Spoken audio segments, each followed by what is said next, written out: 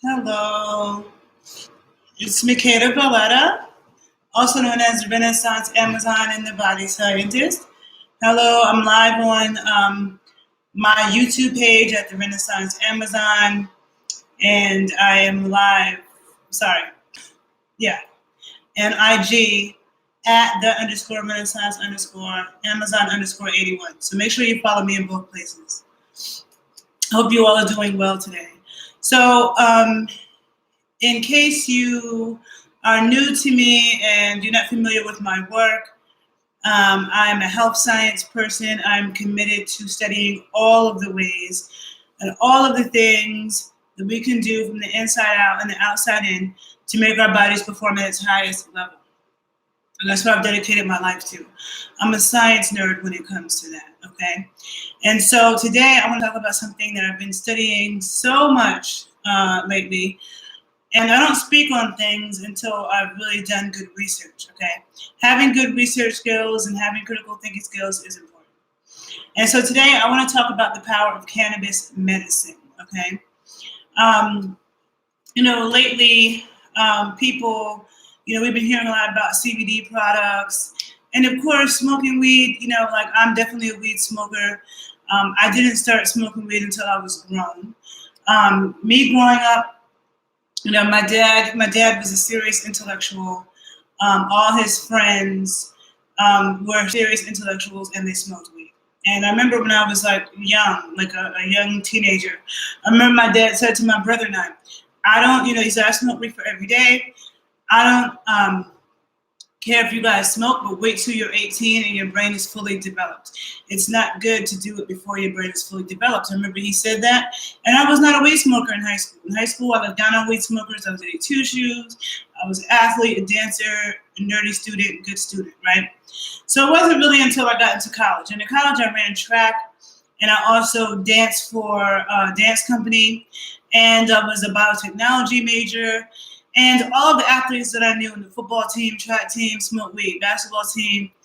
And so, I always smoked because it just kept me calm, just calms my nerves down. I love it after a good workout because you get really pumped up after a workout and the smoking kind of just brings it down. But when people would talk about using weed for pain and stuff like that, I never really understood that because I couldn't say that smoking weed took away my pain, right? But over the years, especially in the past 5 years, I've really gotten into studying herbs, the science of herbs. Now, I have a background in the nutrition science. I've taken biochemistry, microbiology, organic chemistry. So I understand molecules, and nutrition is all about that. When you're dealing with herbs as well, a lot of it has to do, what you're using it for has to do, what you're using it for determines how you should use it. Sometimes it's better to use an herb topically. Sometimes it's good to drink a tea. Sometimes it's good to mix it with a fat. Sometimes it's good to smoke it or beat it into your body. So different herbs can be administered differently depending on what you're using it for. There's a science behind extracting medicinal properties. But either way, the same thing that applies to herbs, which to me is common sense, also applies to food, where you want to keep things in its whole state, okay? When you consume, this is why I tell people, don't consume egg whites and low-fat milk. That's actually not good for you. There's a reason why there's fat in the eggs. There's a reason why there's fat in the milk. They all go together. You need the fat, needs the protein the protein needs the fat to digest properly. The cholesterol needs to be there to digest properly, to get your vitamin D, to get your fat-soluble vitamins. The calcium plays a role in the absorption of vitamin D. They all work interchangeably. And so the problem with the medical industry is that they will go out into the Amazon and go to where indigenous people are and find out what herbs they've been using, medicinal herbs, and then they go isolate the active compound, and then they use that. And then you get side effects because that active compound is meant to be used in the plant with everything else that occurs in that plant. Same thing is true with food. Same thing is true with food. When you start to isolate and refine things, that's when you start to create poisons and problems. Like egg whites by itself is not healthy at all. We'll get too much into that now because I speak about that kind of stuff on my other YouTube page, The Body Scientist 81. And I'm also going to do a more scientific video about cannabis on that other page, The Body Scientist 81. So be sure to follow me there as well, because I'm going to get deeper into the science over there, okay? Now, so for me, I did a video, and I think I did this video on my other YouTube page, The Body Scientist 81. I did a video last March of 2018 about using cannabis oil topically, right? Because I had some healing experiences with it where, I will post that video below on my YouTube. But I had 2 bad injuries, like within a couple of weeks of each other. One of them was an ice skating injury. I never fall when I ice skate. And I'll tell the story briefly. I never fall when I ice skate, but that day my figure skates, like the toe pick, got stuck in something in the ice, and I'm skating fast. Okay, I'm skating fast, and I tripped. Like the toe pick on my ice skate got stuck in something and made me trip, and I fell into the ice, knee first, right? Knee first, and then the rest of my body, bam, face first into the ice. And it was a really, really hard fall, okay? So I get up, I kind of shake it off, I try to ice it. Because I had it in my mind that I wanted to skate a certain amount of miles, I wanted to keep going. Sometimes adrenaline doesn't allow you to realize how injured you are. In an athlete state of mind, you keep going. So I went another lap, tripped again in that same freaking spot. It was so weird. This time I felt even harder, and my whole body, bam, like I felt like my internal organs was rearranged, okay? Now, people, when they fall on the ice, they don't usually fall like that, okay? And I remember the next day I couldn't walk. My knee was in so much pain, and I lived in a 4th floor walk-up. I was about to move in like 4 or 5 days. And a friend of mine, a good friend of mine, who I've been friends with for 10 years, a very smart person, engineer, graduate of Tuskegee, in Detroit. He's from Chicago. And I remember for a year he had been telling me about this cannabis oil that he had been giving to people and rubbing on people who had arthritis and all kinds of pain, debilitating pain, but they weren't able to make a fist in years. They weren't able to do certain things. And this was taking away their pain and giving them function again. So I remember him telling me this, because I knew him, and he's a smart person. But it was kind of in one ear out there. I heard him, okay. So he happened to be in town the next day when my knee was jacked up. And I go to ice my knee. And he's like, oh, no, what are you doing? Put that down. Now, in sports medicine, we learned something called RICE, which is rest, ice, compress, elevate. And that's what you do for acute injuries, right? Hold on, I have to sneeze. Excuse me.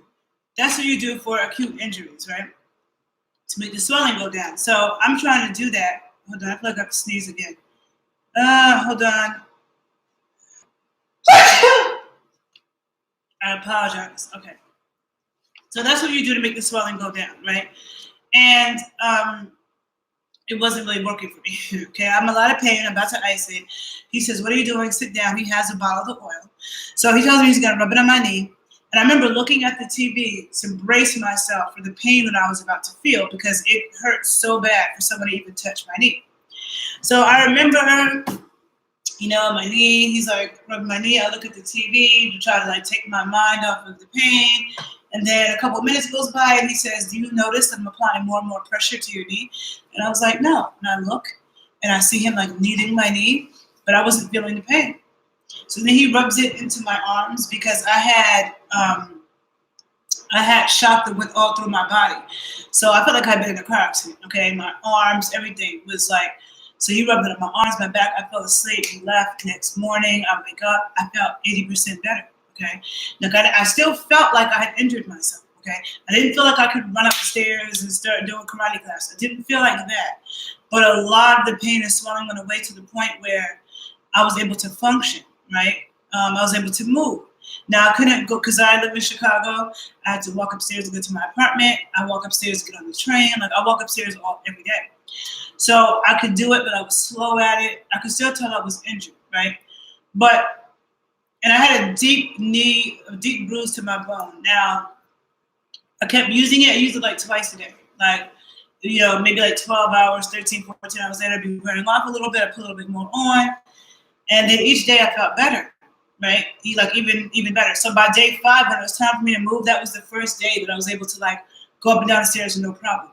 So I felt like it helped with the pain and inflammation a lot, and I felt like it also helped my injury heal faster.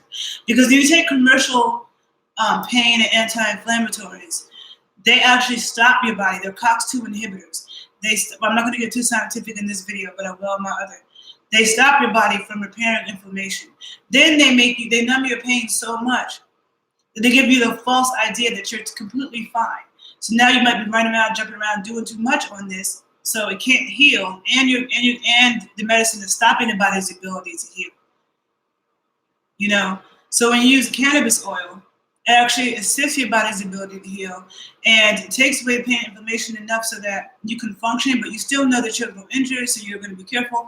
But it's not something that you have to keep using, right? Okay, that was the one thing. Then after I get better from that, the following week, I ripped my navel ring out on the pole, okay? And I'll talk about that in my other video. I won't get too much into that. This pole that's behind me, I'm not sure how much is in the video, but I was doing pull-ups in the pole, and I had a navel ring right here, and it got stuck, in a groove in the pole, and I pulled myself up, and it yanked out. It was totally traumatic, painful, horrible. But I used that oil to really stop the pain, because the pain was, you use your abs for everything, okay? You use your abs to get in the bed, out of the bed, every single thing you do. So that really helped with my pain then, and it helped with inflammation.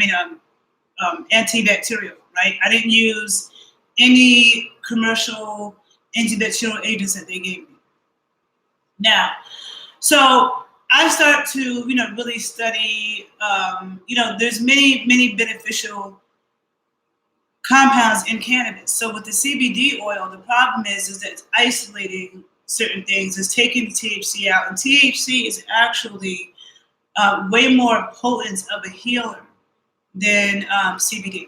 Okay, you need way more CBD to get the effect that a little THC will have. Okay, when it comes to healing, when it comes to anti-inflammatory and pain relief, but also THC and CBD bind to different receptors. Okay, and I will get into that. I have notes in here. I will get into that more on my other video, on my other YouTube page. So be sure to check that out. And so, and of course, all of us know about how crazy these laws are because, the laws are varying from state to state, but also it's not in the hands, the business is really not in the hands of people of color too much. And when I say people of color, I really mean Afro-Indigenous people, meaning people of African descent in the Americas who descended from slaves and who not just in America, the Americas, because we all have the same story. Those of us who work for free and are owed something, and Native Americans and Africans and Native Americans. I talk about this all the time. There's a lot of mixing between Africans and Native Americans all throughout the Americas. But Colombia is another place with a lot of great weed, and it's on indigenous land. And now you have white people coming down there trying to get them to sign contracts, okay, but it's on indigenous land. I see recently that Canada just did some major deal with Jamaica. But it's like, we must be sure that Afro-Indigenous people in the Americas also profit off of it, because too many of us have gone to jail for small marijuana offenses, and meanwhile you have white people getting rich off of it right now. So to me, that's a problem, and that's something that has happened continuously in this country when it comes to Afro-Indigenous people being shut out of things or unfairly getting an unfair end of the stick when it comes to rules and regulations. Now, the thing is, THC being the really potent healer, I feel like it's interesting that, okay, they're saying that there's medicinal marijuana and recreational marijuana in certain states, but the laws vary so much from state to state. Like in certain states, you are allowed to grow weed at home, but you can't buy it from a dispensary, or you have to choose one or the other. How many plants you can grow at home depends on the state you're in. How much you're legally able to have on you. So just a few examples. Now this is out of the Centennial Edition Women in Weed magazine, right? Now there's a part in here that hold on, that talks about states. Okay, so let's see. Now, Michigan, right? Okay, California and DC, home cultivation is permitted, but in California, medical patients may purchase up to 8 ounces, and adults over 21 may purchase up to 1 ounce, right? And home cultivation is permitted. But then in DC, patients may purchase up to 4 ounces every 30 days, and adults 21 or over may possess up to 2 ounces and may give or receive up to 1 ounce as a gift. Home cultivation is permitted. So, like, the laws, those weren't two really good examples, but I know, like, for example, in Michigan, I think adults are allowed to have 2.5 ounces on them, but in Illinois, it's 30 grams if you're a resident and 15 grams if you're not a resident. So the laws vary so much. Then it's like you're not allowed to fly from, like, California to Canada, even though it's legal in both places. But it's like, okay, but if that's somebody's medicine, then why wouldn't they be able to fly from California to Colorado? It's legal in both places. Or if it's recreational, people can put a bottle of rum in their bag and fly, and alcohol is so much more destructive, So it's like you're saying that it's legal for medicine and you're saying that it's legal recreational, but then you have all these rules still, that's not on other recreational and medicinal items, right? And then the THC, it's so hard to sell products with THC in it, when THC is way more potent of a healer than CBD. There's also a lot more beneficial properties to cannabis besides the CBD and THC. You have terpenes, you have flavonoids, you have all kinds of other compounds that also play a role. And so, yeah, there's a lot of confusion around it. And I just know that for me, I am working with a company called Miracle Nut, Spliff Tech Miracle Nut, and it's a Black-owned company that out of Detroit, okay? So Black men growing, making this cannabis oil from coconut oil. A lot of the CBD oil that you see in the stores and CBD creams and lotions, they're full of chemicals. And if you follow me on my other YouTube page, Your Body Scientist 81, you will see where I always talk about that. I'm always educating my followers about how to examine food, identify toxins and toxic chemicals, because a lot of people think that they understand what they're buying, and they think they're doing a good job, and they're actually poisoning themselves. So I talk a lot about that on the page. This is, okay, so going back, okay, I was talking about the company being Black-owned out in Michigan. I just want to talk about a few more benefits, though, of the cannabis oil that I didn't get into. So for women, I've known a lot of women over the years that said smoking weed made them horny, right? It never really did that for me. It just calms me down, right? But a lot of women have said that. But I found, and I have, female clients who use this oil topically, women who had painful sex, who using the oil actually helped to alleviate that and help them have better sex, which can really help you connect with your partner. Like, sometimes, there are some men, I talk about this all the time. Some people ask me, how come you don't talk about, going down on men more? But the thing is that the thing that men don't understand is that when you penetrate a woman, if you want to penetrate a woman, she has to be open and ready to receive that, or else it doesn't feel comfortable. You're putting something inside of her body, right? Same thing, I'm not a fan of anal sex, but no one's going to just try to stuff something in the anus. Same thing shouldn't be with the vagina, okay? Like, it's something that you're putting inside, okay? So the more aroused a woman is, the more she's going to open up. So one way to do that is to, there's a lot of different ways to do that. But let's just say the man didn't do that, okay? Because there are a lot of men who don't do that. They just want to go straight to penetration, bam, bam, bam. And so that woman, she may still want to have sex with that man. Maybe that's her husband. Maybe at some point he used to do that. Now he doesn't. Whatever. You just never know, okay? Now, so she can use that to then help her open up. Because the cannabis oil helps to increase the circulation of blood to the area. And when you increase the circulation of blood to the area, then you increase sensitivity and arousal. That's what happens when men and women get aroused. Women get clitoral erections. We have a flush of blood that runs to our genitalia. Same thing with men, okay? So women rubbing it on the vulva, rubbing it on the clitoris helps to increase their blood flow and sensitivity and make women a lot more orgasmic. So for women who may be having issues with orgasms or issues with painful sex, it can really help. Women who have issues with painful menstrual cycles, all those different things. Now, when I was home in New York for Thanksgiving, my mom, she burnt her hands. She tried to pick up a pot with no pot holders, and it was hot. She burned the hell out of her fingers. She had it under some cold water for a long time. Then she sat down, and she was like, I felt my fingers about to explode. So I dropped some cannabis oil on her finger, had her rub it in. That pain went away immediately. It works immediately, okay? Immediately she felt better. Then she felt a little twinge of it. But then by later on that night, the next morning, she felt 100% nothing. A friend of mine, his mother has deep vein thrombosis, and which is like a blood clot in the thigh. And she's having she's close to 80 or around close to that age, maybe 77 or something. She had a blood clot in her thighs causing her a lot of pain. My own grandmother had her leg amputated because of lack of circulation in her legs, and my grandmother was not diabetic or anything. But anyhow, my friend's mom put that on, and it helped her pain tremendously. It didn't get rid of it 100%, but it helps her be a lot more functional. Okay, and my friend unfortunately got into a car accident, but he was okay, and he had a lot of impact to his wrist, and his wrist was in a lot of pain. He put that oil on there. The pain started to go away immediately. It didn't go away 100% at first, but it went away, like immediately got so much better where it was bearable, where he wasn't grimacing anymore. And just a few more applications, a couple days later, it was 100% fine. Okay? A family neighbor, when I was home, came upstairs. She had just had a knee replacement surgery. Okay? And she put some of it, she said she had used CBD oil before, or CBD cream before, and that worked for her. She put this oil on her knee. Immediately, her knee got better. Next thing I know, 3 months later, she's coming and asked me for more for her other knee. Then she goes home, then her son comes upstairs. The son asked me for some for his hip.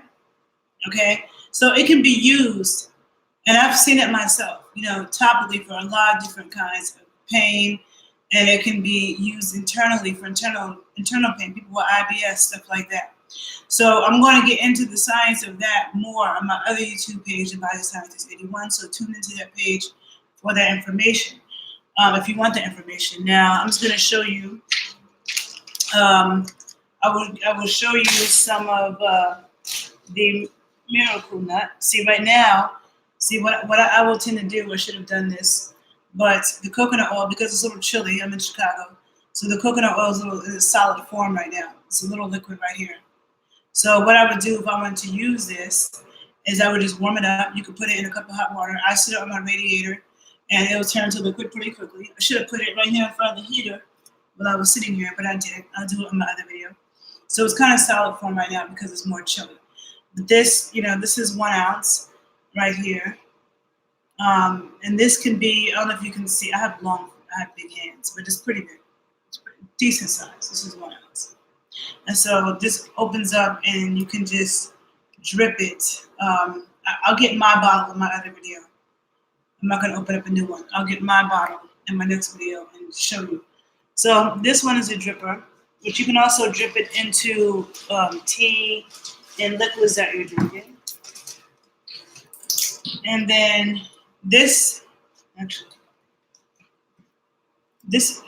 a larger size, 2 ounces, and this can be rolled on, okay?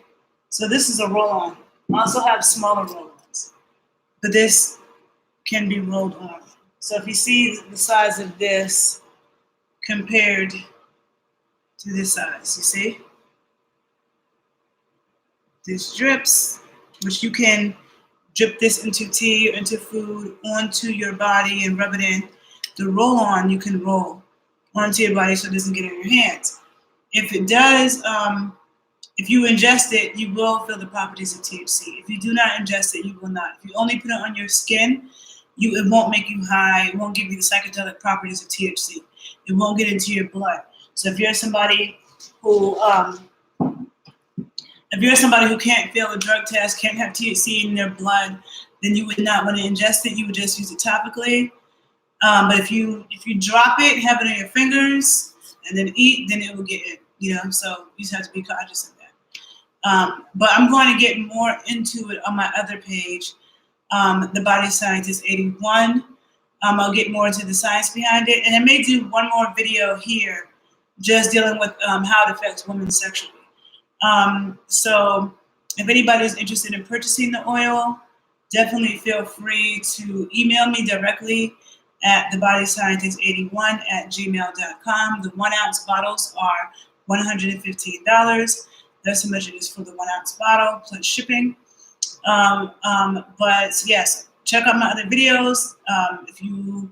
And also I will put some research below on this YouTube page for you to look at and do your own research.